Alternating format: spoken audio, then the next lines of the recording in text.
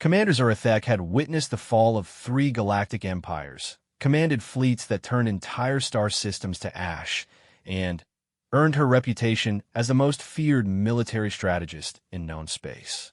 She had seen civilizations crumble under the weight of orbital bombardments, watched species surrender after losing a single battle, and believed she understood the true nature of warfare across the cosmos.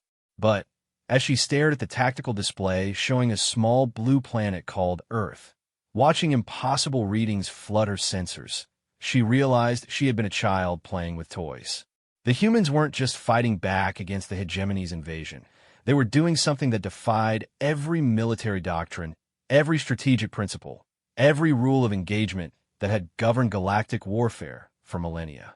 They were winning, and they were doing it in ways that made her question everything she thought she knew about war, about strength, and about what it truly meant to fight for survival. The first thing that struck Commander Zarathek about the human homeworld was how utterly unremarkable it appeared. From her position aboard the flagship Eternal Dominion, Earth looked like countless other worlds the hegemony had conquered over the past 1,000 years. Blue oceans, brown and green continents, white clouds swirling through an atmosphere that supported carbon-based life. Nothing in the initial scans suggested this would be anything other than another routine subjugation. The hegemony had perfected the art of conquest through overwhelming force and psychological warfare. Their standard protocol was simple and effective. Arrive with a fleet large enough to blot out the sun, demonstrate their firepower by obliterating a moon or uninhabited planet, and wait for the inevitable surrender. Most civilizations capitulated within hours. Even the most stubborn species rarely lasted more than a few days once they witnessed the futility of resistance. Zarathek had overseen 43 such conquests. She knew the patterns by heart. First came the disbelief as primitive sensors detected the approaching fleet. Then, panic as governments scrambled to understand what they faced. Fear followed as demonstrations of hegemony power made resistance seem impossible. Finally, acceptance and surrender as survival instincts overwhelmed pride. But as the massive hegemony fleet settled into orbit around Earth, something felt different. The initial response from the humans had been unusual. "Commander," her communications officer called out, his voice carrying a note of confusion. "We're receiving a response from the planet's surface." Already? They moved quickly. Zarathek moved to the communications console. "Put it through." The holographic display flickered to life, revealing a middle-aged human female in what appeared to be military dress. The woman's expression was calm, almost bemused, as she looked directly at Zarathek through the transmission. "This is Secretary General Chun of the United Nations Defense Council," the human began. "We've detected your fleet in our solar system. I assume you're here for conquest, subjugation, or some similar unpleasant business." Zarathek blinked in surprise. In 4 decades of conquest, no species had ever opened diplomatic contact with such casual directness. There was no fear in the human's voice, no trembling, no desperate pleas for mercy. "I am Commander Zarathek of the Galactic Hegemony," she replied, following standard protocol. "Your world has been selected for integration into our empire. Surrender now, and your people will be treated fairly under hegemony law. Resist, and face the consequences of defying forces beyond your comprehension." Secretary General Chun nodded thoughtfully. "I see. Well, that's disappointing, but not entirely unexpected. We've been monitoring galactic communications for some time now, so we're somewhat familiar with your methods." She paused, consulting what appeared to be a datapad. "According to our intelligence, you typically demonstrate your power by destroying celestial bodies. I assume you'll be targeting our moon." The casual tone in which the human discussed the destruction of her world's moon left Zarathek momentarily speechless. She had never encountered such apparent acceptance of inevitable devastation. "You seem remarkably calm for someone facing annihilation," Zarathek observed. Chun smiled, and there was something in that expression that made Zarathek uncomfortable. "Oh, we're not facing annihilation, Commander. We're facing war. There's a difference.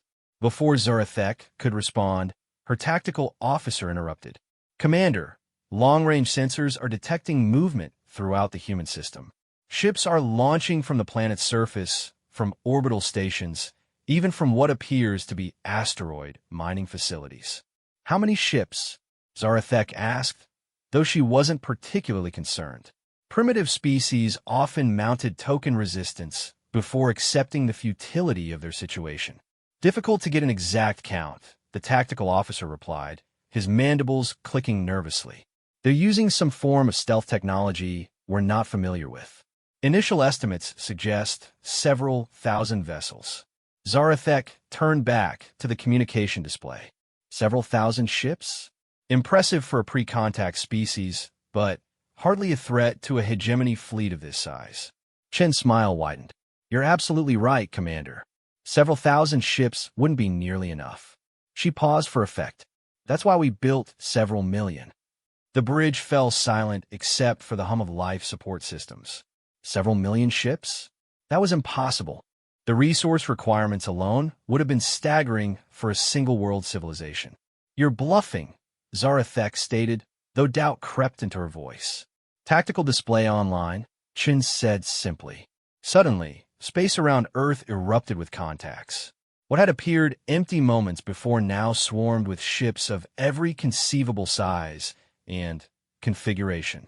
Massive vessels emerged from behind planetary debris fields where they had somehow hidden despite their enormous size. Smaller craft seemed to materialize out of nothing, revealing stealth capabilities that rivaled hegemony technology. How is this possible? Zarathek whispered.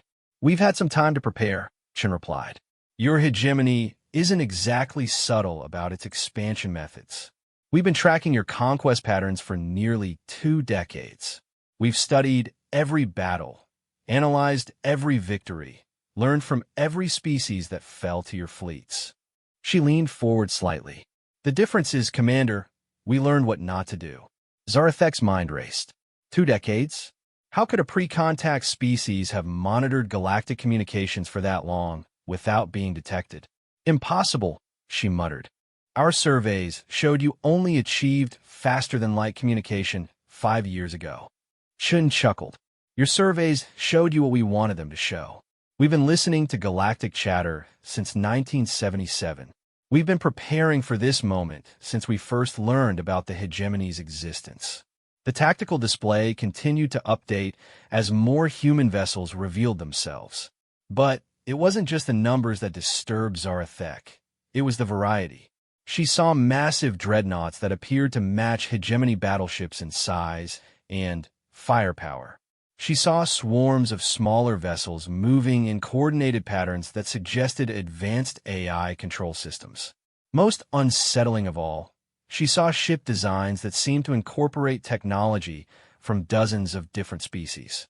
Where did you acquire such diverse technologies? Zarathek demanded. We didn't acquire them, Chen replied. We developed them. You see, Commander, while the hegemony was busy conquering worlds and forcing conformity, we were studying. Every species you've subjugated has added something unique to galactic knowledge. We just had to piece it all together. Zarathek felt a chill run down her spine. You've been in contact with our subject species? Contact is a strong word. Let's say we've been very good listeners. Chen's expression grew serious. Did you know that the Veltar developed revolutionary shield harmonics before you conquered them? Or that the ZHYNN created self-repairing hull materials that could have revolutionized shipbuilding? The Creed had perfected quantum entanglement communication that made your fastest relay networks look like smoke signals. Those technologies were integrated into hegemony systems. Zarathek protested. Poorly, Chen replied. You took what was immediately useful and discarded the rest.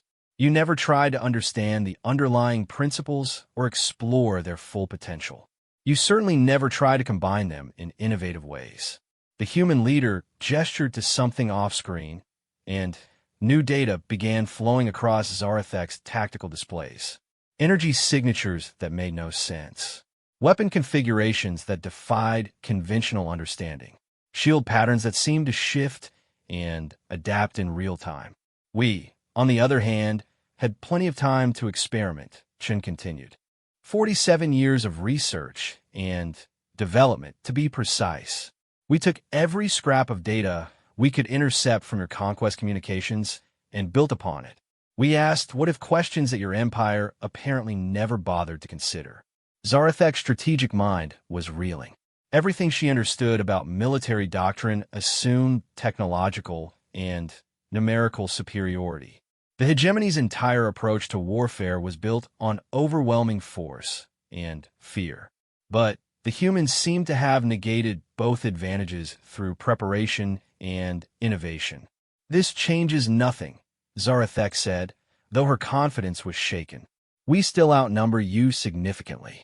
Our ships are battle-tested and crewed by the most experienced warriors in the galaxy. Shin nodded. You're absolutely right about experience.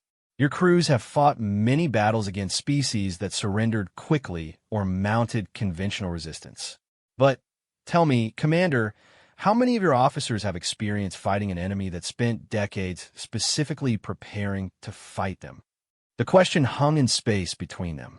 Zarathek realized she didn't have an answer. Furthermore, Chen continued, your experience comes from fighting afraid, desperate enemies using inferior technology and predictable tactics. You've never fought an opponent that understood your capabilities better than you understood theirs. You're suggesting you know our capabilities better than we do? I'm not suggesting it.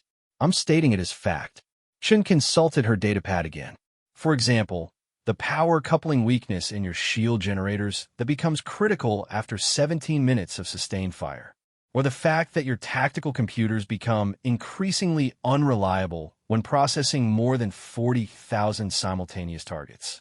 Or the resonance frequency that can disrupt your faster-than-light communication arrays. Zarathek felt her confidence evaporating. Those were classified weaknesses, known only to the highest levels of hegemony command. How could these humans possibly? You've been infiltrating our systems for decades, she whispered. Infiltration implies we broke in, Chen replied. We simply listened. Your empire broadcasts enormous amounts of data across subspace.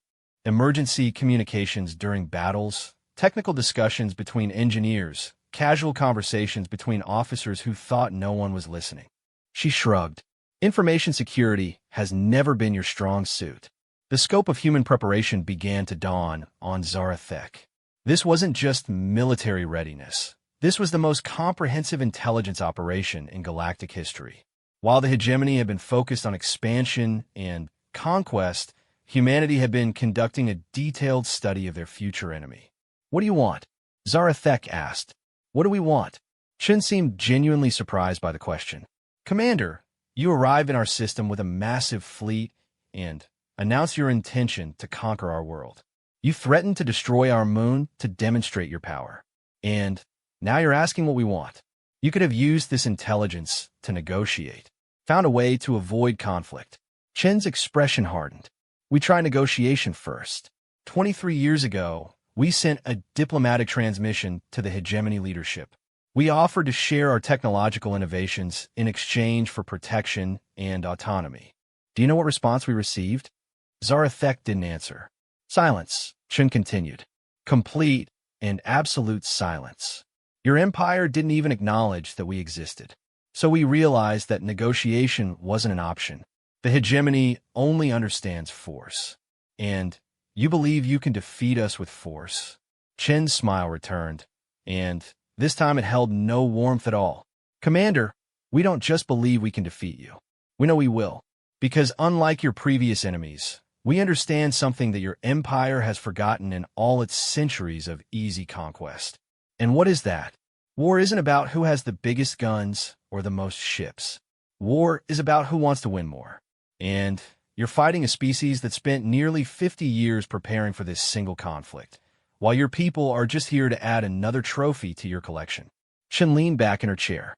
You have 1 hour to begin withdrawing your forces from our system. After that, we'll consider your presence an act of war and respond accordingly. 1 hour? Zarathek couldn't hide her amazement. You're giving us an ultimatum? I'm giving you a chance to leave with your lives, Chen replied. It's more consideration than you've shown any of your previous victims." The transmission ended, leaving Zarathek staring at a blank display. Around her, the bridge crew sat in stunned silence. Everything they thought they knew about warfare, about their empire's invincibility, about the weakness of isolated species, had been challenged in a single conversation. "Commander," her tactical officer spoke quietly. "What are your orders?" Zarathek looked at the massive display showing the human fleet. Millions of ships of unknown capability, crewed by a species that had spent decades preparing for this exact moment. She thought about Chen's casual mention of classified hegemony weaknesses and the implications of such detailed intelligence. For the first time in her career, Zarathek found herself wondering if the hegemony might actually lose a battle. "Send a message to High Command," she ordered. "Inform them that Earth presents unexpected complications. Request additional strategic consultation before proceeding." As her communications officer began transmitting, Zarathek continued staring at the tactical display. Somewhere among those millions of human ships, she suspected, plans were being finalized that would change the nature of galactic warfare forever. She had thought she knew war. But as the clock counted down toward Chen's deadline, Zarathek began to understand that she was about to receive an education in conflict from species that had turned preparation into an art form. High Command's response came 37 minutes before Chen's deadline expired. The message was brief and uncompromising. "Proceed with standard conquest protocol. Human resistance is irrelevant." Zarathek stared at the communication, feeling a growing sense of unease. She had transmitted detailed intelligence about human capabilities, their apparent technological advancement, and the sheer scale of their fleet. Yet High Command seemed determined to treat this as just another routine subjugation. "Commander," her communications officer announced, "we're receiving another transmission from the human leadership." Secretary General Chun appeared on the display again, but this time she was not alone. Beside her stood a tall man in military uniform and what appeared to be representatives from various human nations, judging by their diverse appearance and clothing. "Commander Zarathek," Chun began, "I hope you've used the past hour to consider our offer. Have you decided to withdraw?" "I'm afraid that's not possible," Zarathek replied. "The hegemony does not retreat from inferior civilizations." The human military officer stepped forward. "Commander, I'm Admiral Sarah Martinez, Strategic Operations Command. Before we proceed, I want you to understand exactly what you're choosing to engage." A new display materialized between the human representatives and Zarathek, showing what appeared to be a three-dimensional map of the Sol system. Red dots marked the positions of hegemony vessels, while blue contacts showed human forces.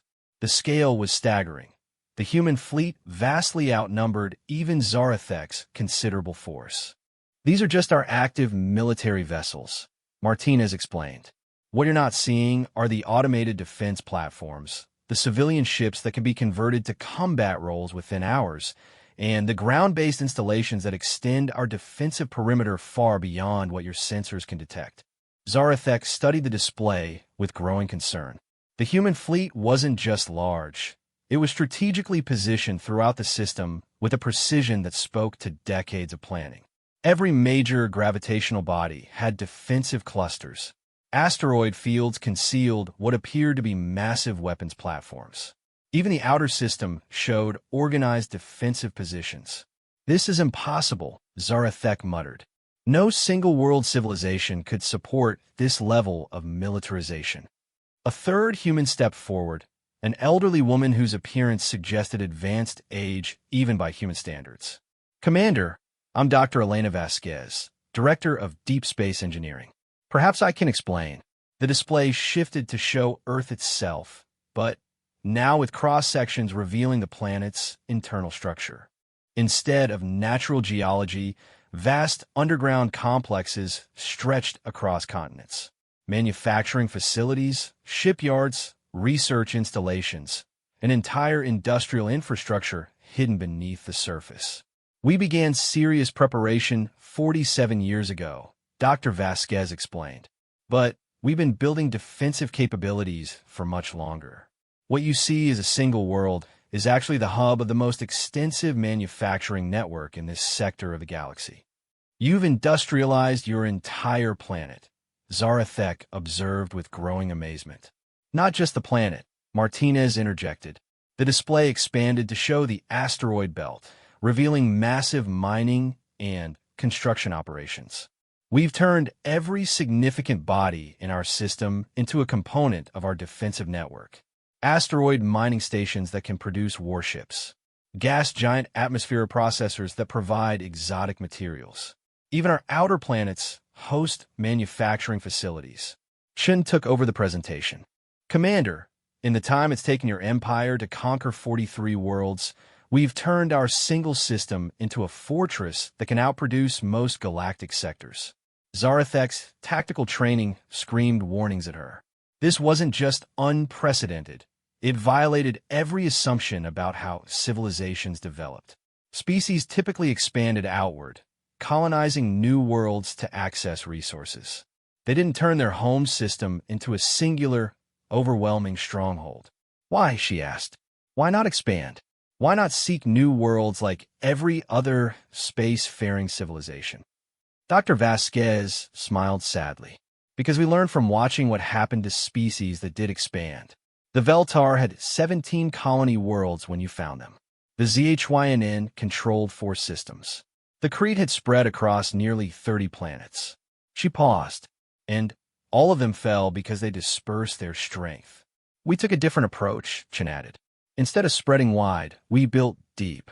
Every resource, every innovation, every moment of the past 5 decades has been focused on making this single system absolutely impregnable. Admiral Martinez manipulated the display to show detailed schematics of human vessels. Our ships aren't just numerous. They're specifically designed to counter hegemony tactics. We know you prefer long-range bombardment, so we develop shields that actually strengthen under prolonged fire.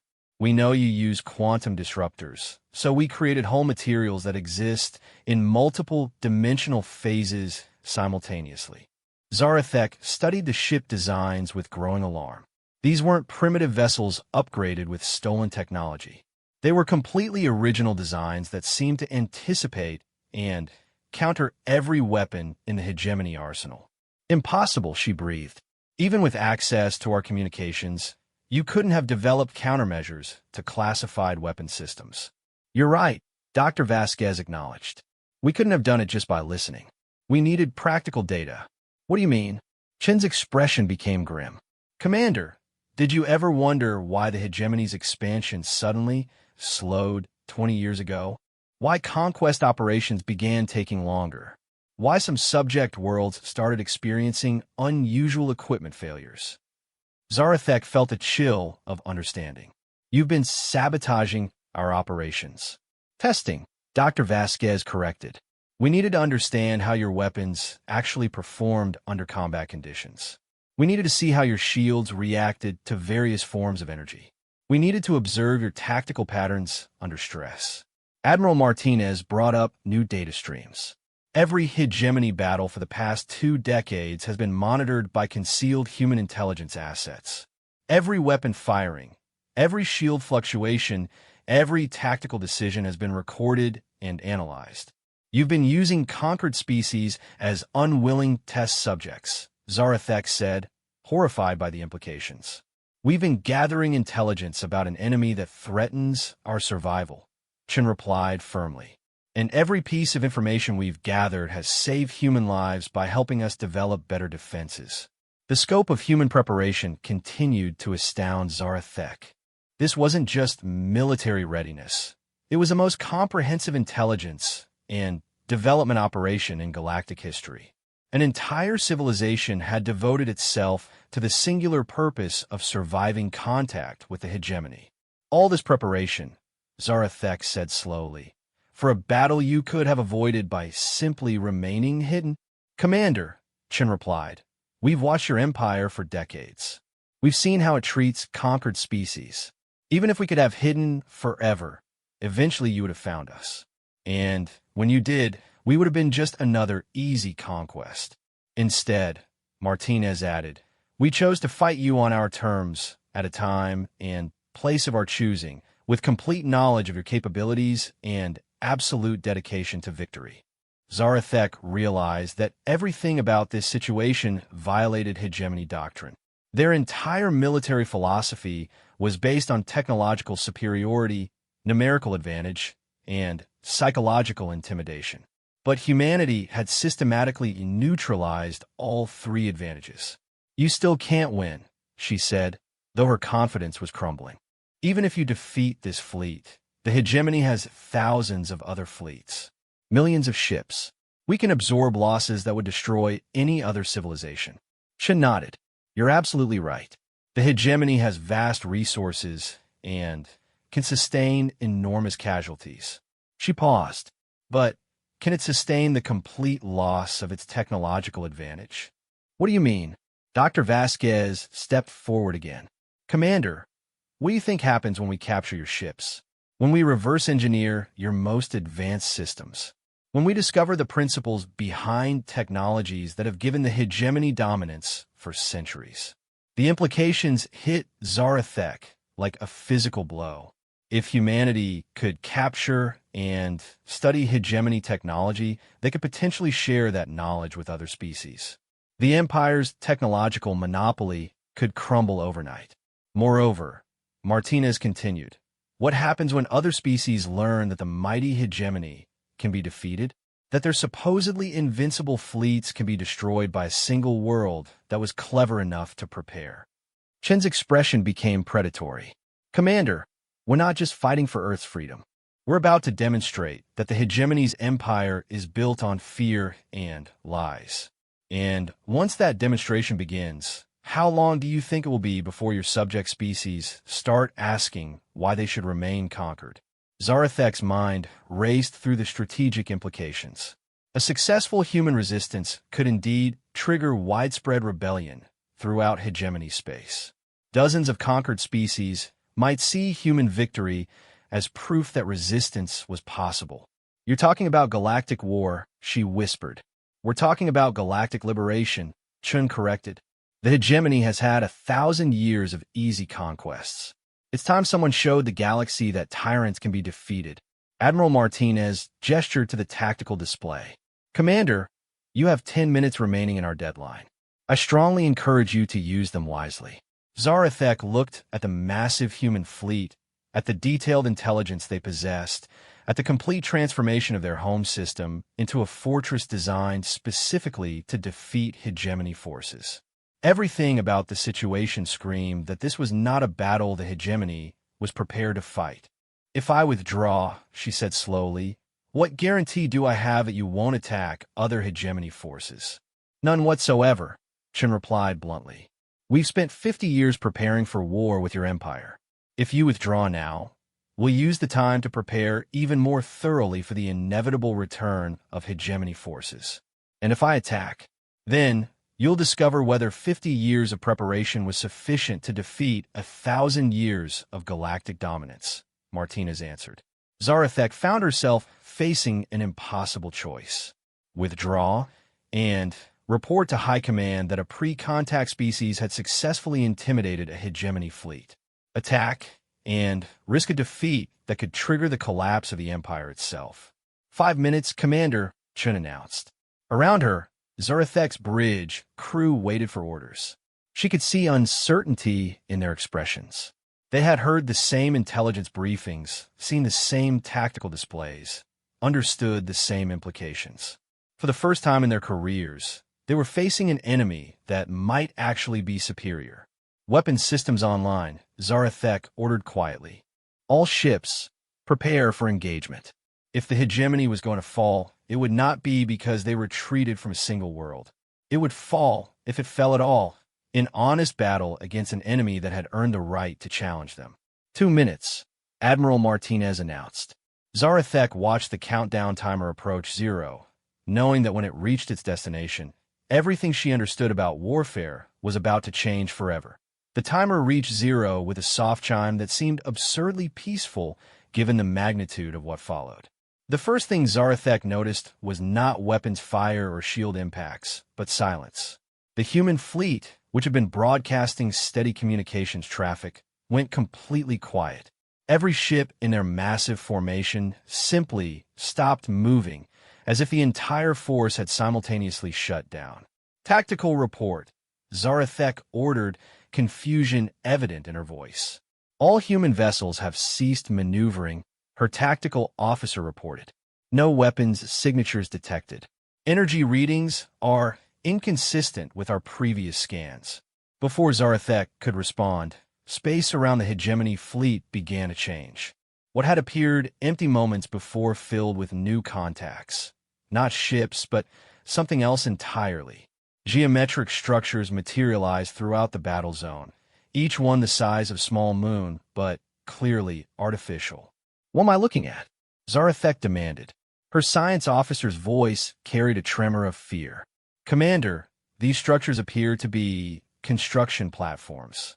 They're assembling something around our fleet." The realization hit Zarathek with stunning clarity. The human fleet hadn't been preparing for battle. It had been positioning itself to construct something massive.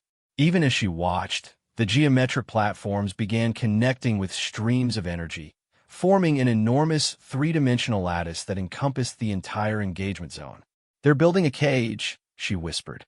Secretary General Chen's voice echoed across all hegemony communication channels simultaneously. "Commander Zarathek, you chose to remain. I respect that decision, even if I disagree with it.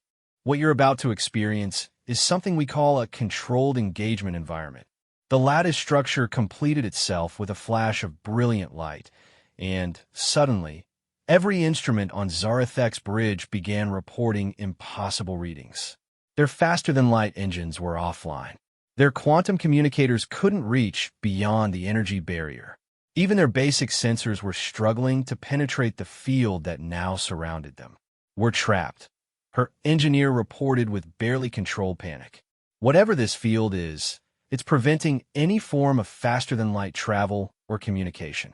Chen's voice continued, now coming from speakers throughout the hegemony ships.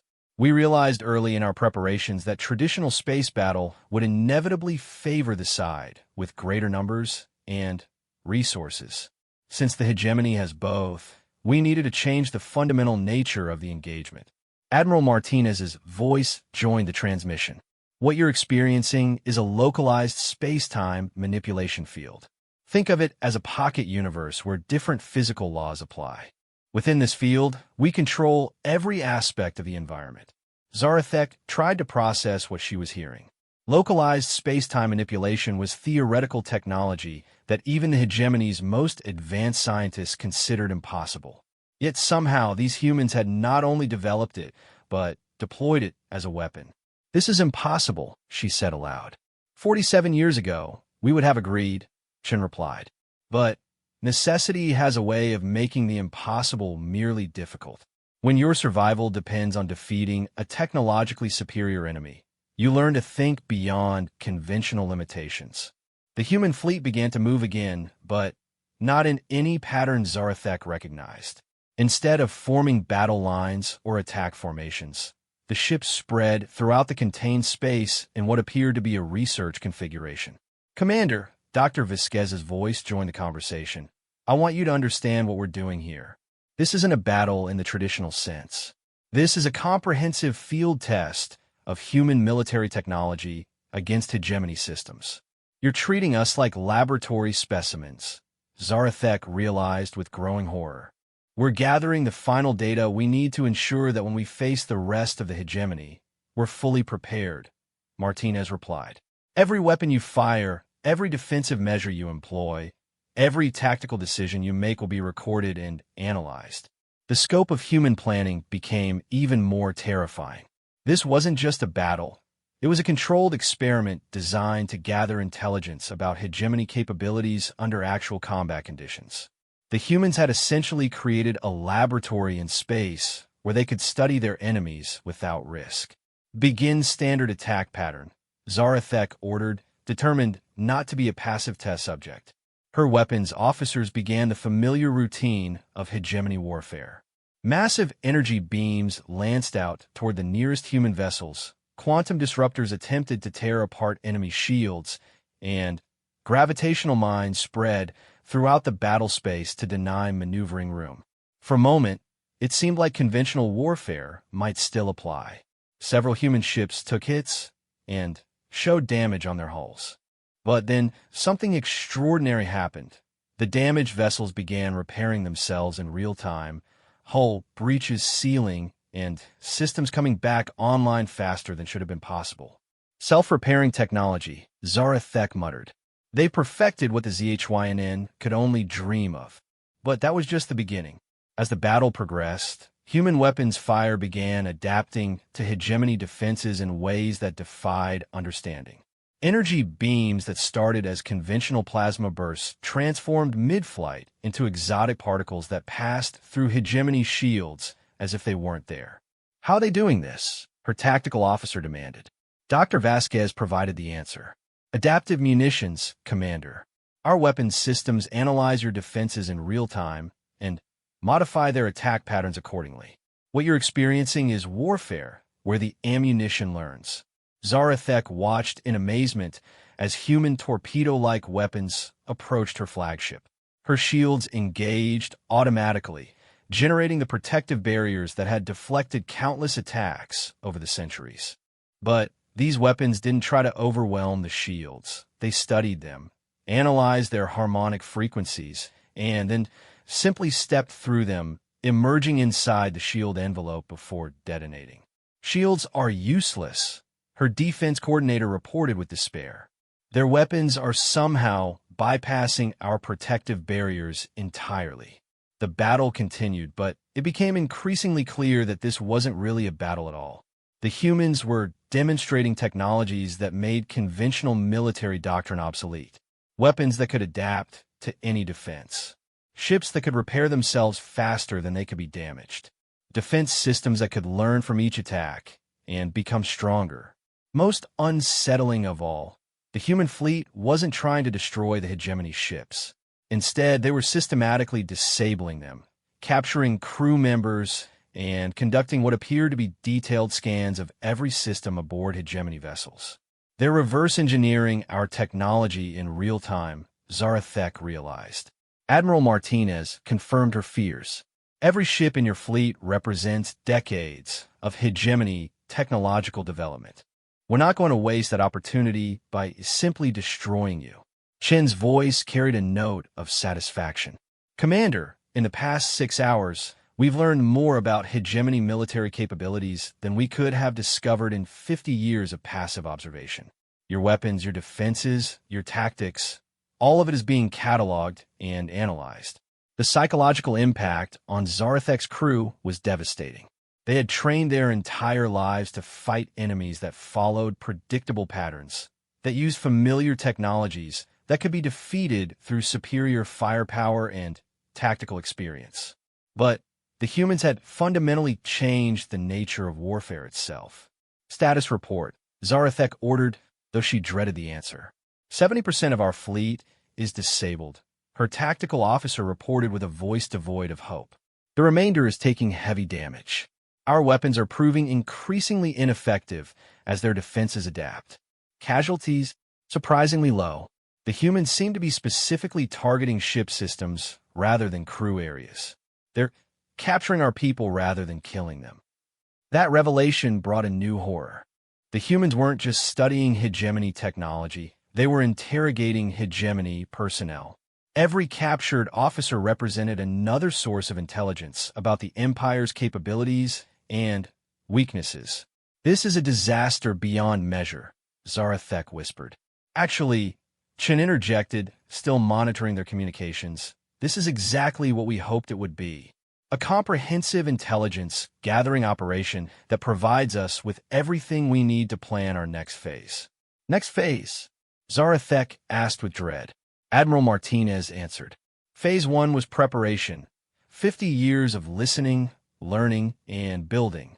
Phase 2 was this engagement, field testing our capabilities, and gathering detailed intelligence about yours. Phase 3 will be considerably more active. Dr. Vasquez elaborated. Commander, We now have detailed scans of your ships, weapons, and defenses. We have prisoners who can provide intelligence about hegemony infrastructure, tactics, and weak points. Most importantly, we have proof that human technology can defeat hegemony forces decisively. Chen's voice took on a tone of grim satisfaction. Within 24 hours, detailed information about this engagement will be transmitted to every conquered species in hegemony space. They'll learn that the Empire can be defeated. They'll see exactly how to defeat it. And they'll receive technical specifications for weapons and defenses that can neutralize hegemony advantages. The full scope of the human plan crystallized in Zarathek's mind. This hadn't been about defending Earth. It had been about creating a template for galactic revolution. The humans had turned their home system into a research facility designed to develop the tools necessary to destroy the hegemony empire. "You're going to arm our enemies," she said with dawning horror. "We're going to arm our allies," Martinez corrected. "Every species that the hegemony has conquered becomes our natural ally the moment they learn that freedom is possible. But first," Chen added, "we're going to make sure they have the tools they need to win their freedom. The weapons, the tactics, the knowledge, everything we've developed here will be shared with anyone willing to fight for liberation." Zarathek realized that she had witnessed something unprecedented in galactic history. Not just a military defeat, but the birth of a revolution that could topple an empire that had seemed unshakable for 1,000 years. "What happens to us?" she asked quietly. "That depends," Chen replied, "on whether you're willing to help us contact species that might benefit from what we've learned here today." The offer hung in space between them, representing a choice that would determine not just Zarathek's fate, but potentially the future of the galaxy itself.